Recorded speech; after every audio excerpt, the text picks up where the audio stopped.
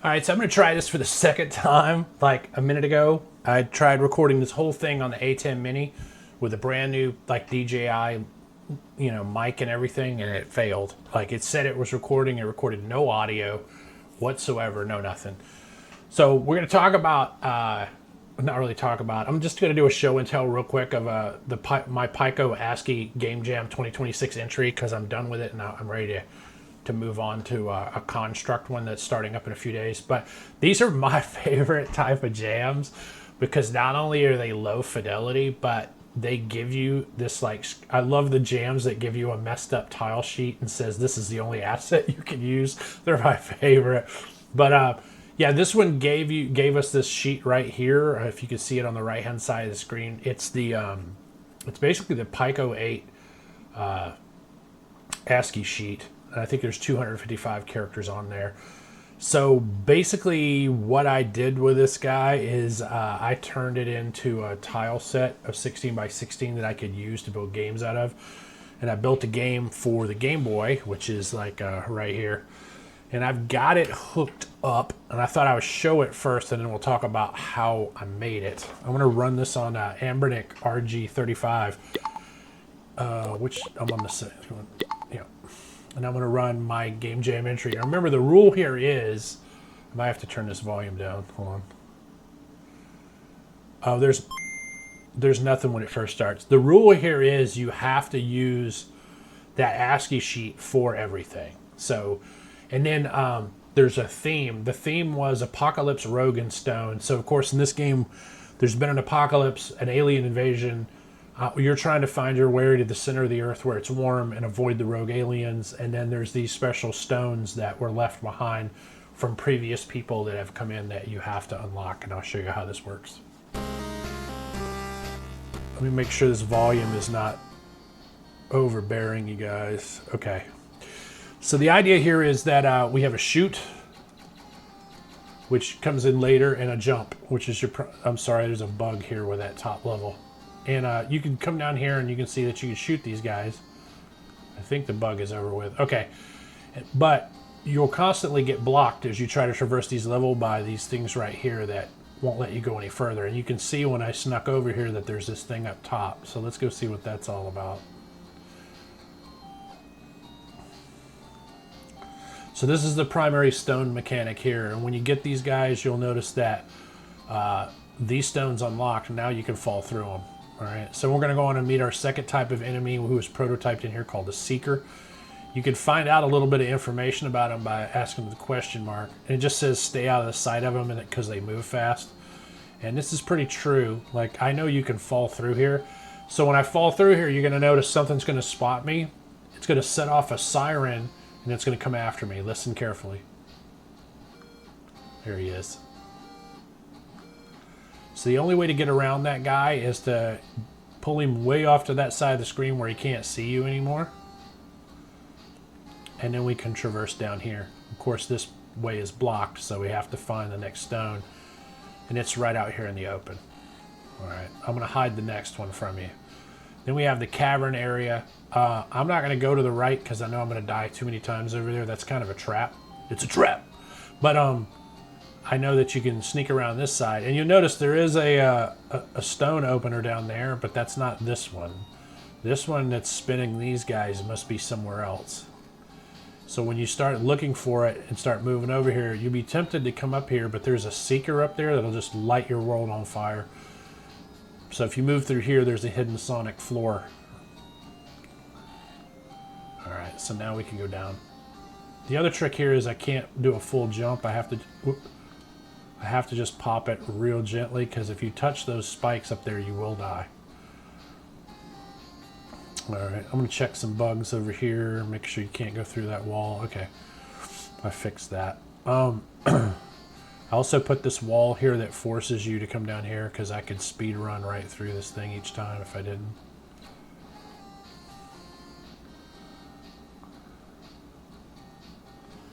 And this is basically just exploration, and you'll find, oh, there's a hidden floor.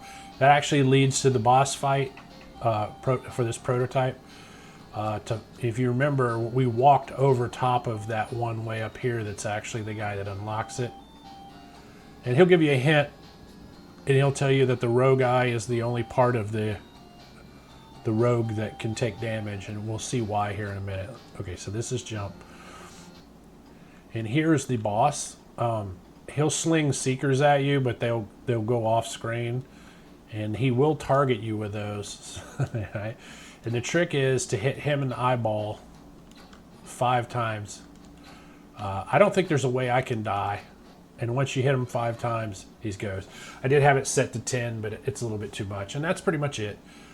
It'll come over here to the you win screen for a minute, and it should go right back to there. And that's pretty much how that works. So let's go over to the game camera right here, and we'll actually take a look at how this thing got put together. The first thing we probably should pull up, honestly, is tiled. Let me snap tiled in here off to the right-hand side of the screen. So basically, this was all put together from a single tile sheet. Let's expand this. Can I make this huge? Yeah, so here's our original sheet. If you looked at this guy right here, each one of those was just cut off here, and I put them in here already. I put them in, used ASCII sprite, but I used the Game Boy palette colors so that when I pulled them over, actually into here, they would be set up in the right color. Projectiles is going. They have to look like this down here on the bottom. Let me sure, is Meld looking at the right camera? Yeah, it sure is. So they have to look down here like this on the bottom. And that's because Game Boy only does 3 colors and a transparency, and that like eye burning green is its transparency color. And you can see we have, that's not the correct actor. We have the boss, which is comprised of 3 of these guys down here.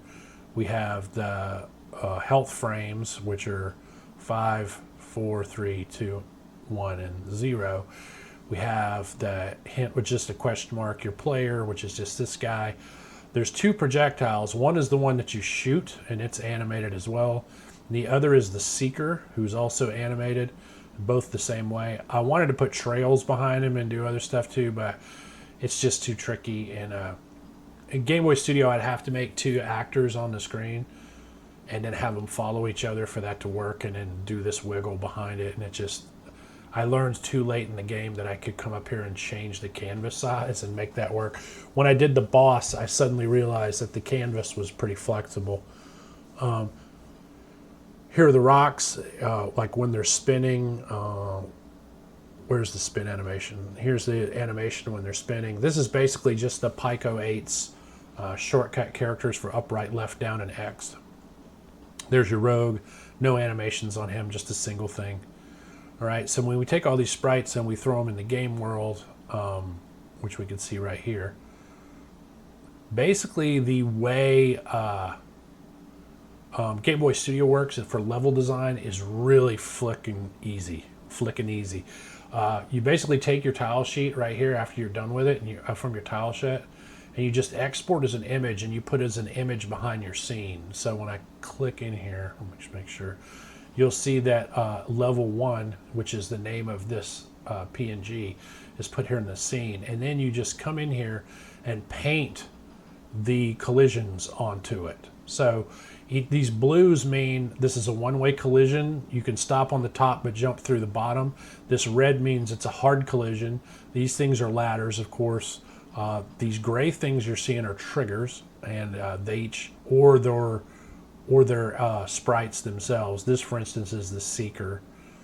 You can see some of his logic over here. This is all a no-code platform. You can dive in here and start writing junk, but it is not as easy as it is in other IDEs or in other engines. They prefer you stay to them. And to be honest with you, there's very little that you need to make a game like this. Like, there is no custom trickery here at all. The hardest part of this whole game is making the health bar at the top, and it's trivial. You can also see that these guys right here will kill you. There's a trigger right here that says, do a camera shake, wait for 5 seconds, and then reset the scene while you play, and you like reduce the life by 1.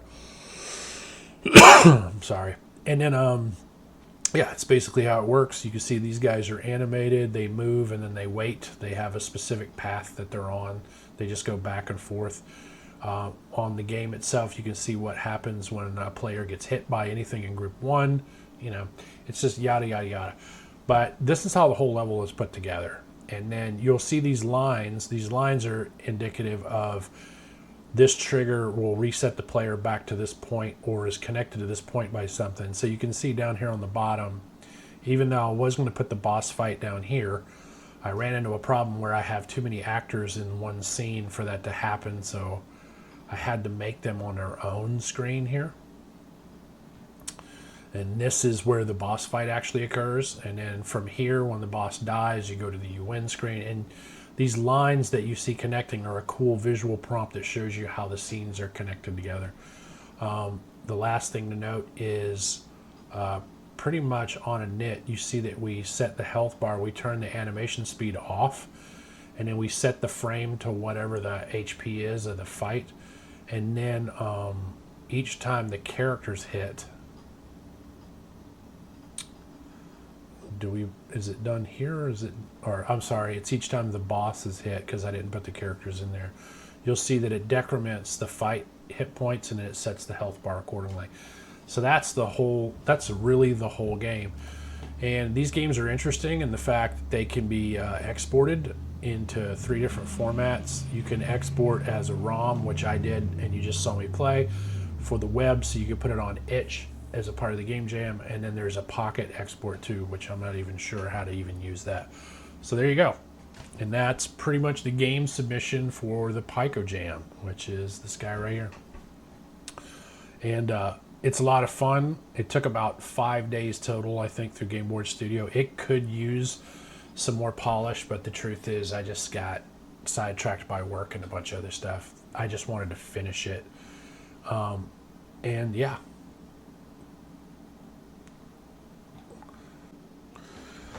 Before I forget, someone's going to ask me about music. And yes, the short answer is the sound effects I used out of a pack. And they're right here. They're in VGM. Game Boy Studio can support, I think it's called Wavehammer, which is an old format, VGM and Wave. Somebody already had a complete set for Game Jam stuff already in VGM format, so I used it. But the music, which you didn't hear very well in the game, because the volume was turned all the way down for some reason, was actually done in a piano roll editor by me. And Game Boys are really simple. They have two duty channels, a wave channel and a noise channel, and that's it. So, and basically it works off patterns. The whole music is based on 2 different sets of patterns. There's the first one, which is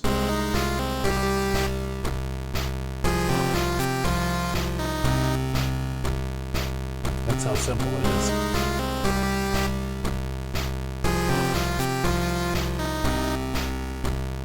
And then we have a bridge part, which has got like a different waveform, a triangle being used in it.